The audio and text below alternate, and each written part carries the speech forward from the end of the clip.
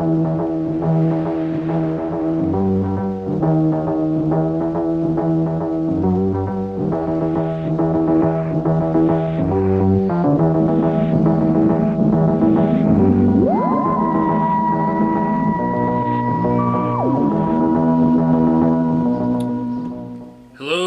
Whovians out there.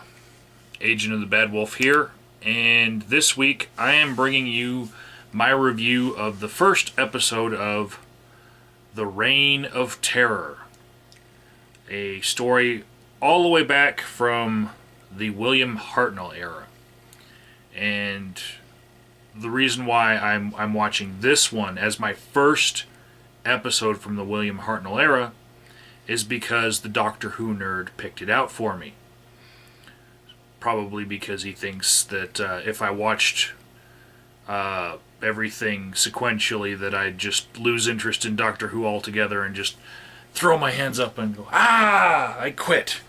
But that wouldn't happen anyway. But I took it as advice, and I watched the first episode of The Reign of Terror, and I decided that I'm going to watch one episode of this story each week to try to recreate the feel of what it must have been like back in the day when they had to wait a week between every 24-minute episode. So this is just a review of the first portion of The Reign of Terror. My first impression is this doctor is not my doctor. He's old, and he acts old, and I'm not sure that the writers were completely aware that the Doctor was, to be this great thing that we have now, this Time Lord that is an alien, because he seems to be pliable with liquor.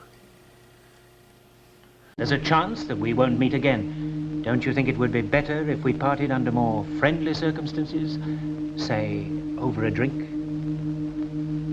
Yes. Yes, well, perhaps since you put it that way, an hour or two won't come amiss.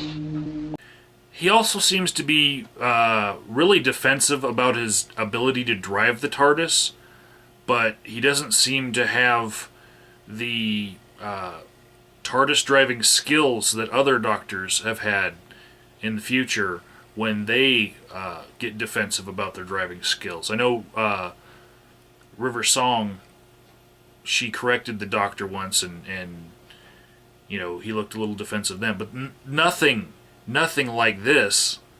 We're waiting for you to carry out the checks. Quite unnecessary. Oh, is it? Are you so certain you know where we are? Certain? Of course I'm certain. If you doubt me, take a look for yourself. Maybe we are where you say we are. But I remember an occasion when you took us home once before. Yes, we met Marco Polo. Entirely different circumstances. I'm rather tired of your insinuations that I'm not master of this craft. Oh, I admit it did develop a fault, a minor fault. On one occasion, perhaps twice. But nothing I couldn't control. I know that. Look, we've lost our way and we need your help. This is England, isn't it? England? No, France. France? Well, how far from Paris? Not far. 12 kilometers. Oh, well, that's something, I suppose.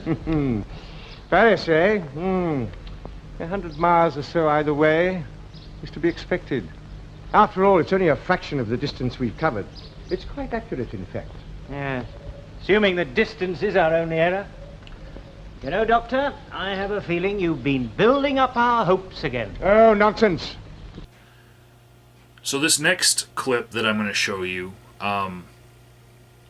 it caught my eye because it reminded me of a Tom Baker era episode where his companion was Romana, and she kept on walking into the changing room and coming out in different costumes, and sometimes she would come out looking like an alien or being a different gender or anything she wanted, and it struck me as odd and campy and a very convenient writing device at the time. I was thinking, if they could just walk into the TARDIS changing room and come out in any costume whatsoever, that's going to forward the storyline, immediately. That's just,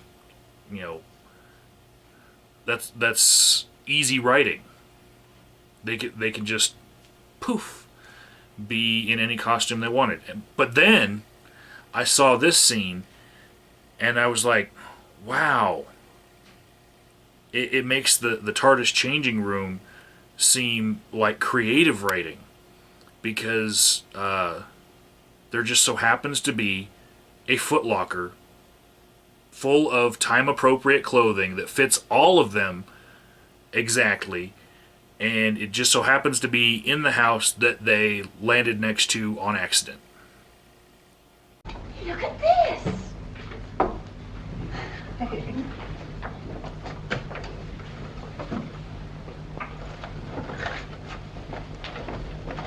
Hey, this is 18th century.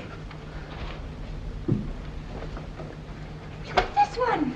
There's a whole wardrobe here. Look, they're all different sizes, too. Doctor? Doctor? How do I look? Oh, very pretty, mamselle. Hairstyle's a bit modern, but it's all right. Still, it's a good idea to change into these clothes. We won't look so conspicuous when we go back to the ship. This first 24-minute episode of The Reign of Terror, it was pretty compelling at the end, with the cliffhanger of the Doctor being trapped in a house that's on fire, and he's just waking up and groggy from being hit on the head, and the fire seems to be overwhelming him. He seems to be succumbing to it, and I want to see how he gets out, because I already have the spoiler that we're 10 Doctors later, but I do want to watch the next episode, but I'm going to wait the whole week, to get the same feel as the people who originally got to watch it. Hello! Can you hear me? Let me out!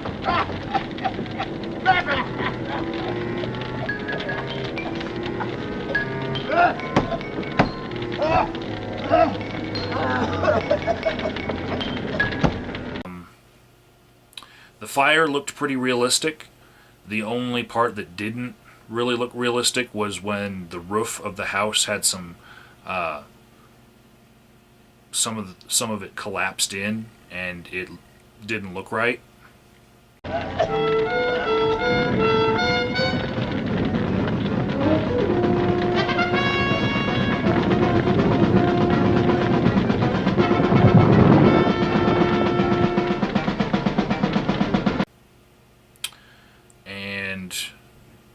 But the smoke that was coming through the door and all the fire that was in the scenes where Hartnell was in it, all that looked good.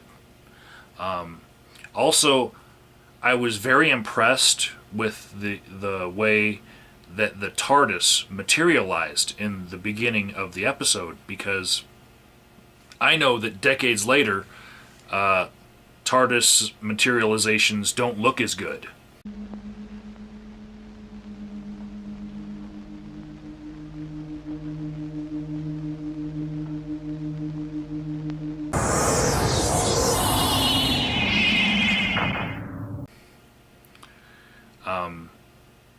Yeah.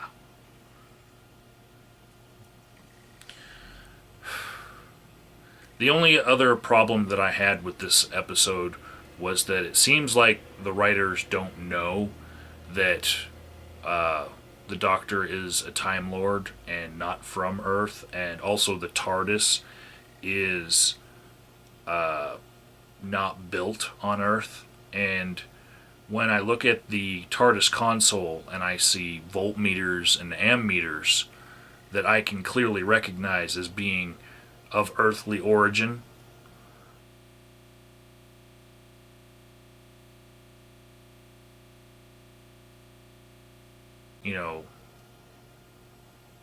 it kind of makes me think that I'm watching a show where it changed direction in in the writers' minds after the original concept was made.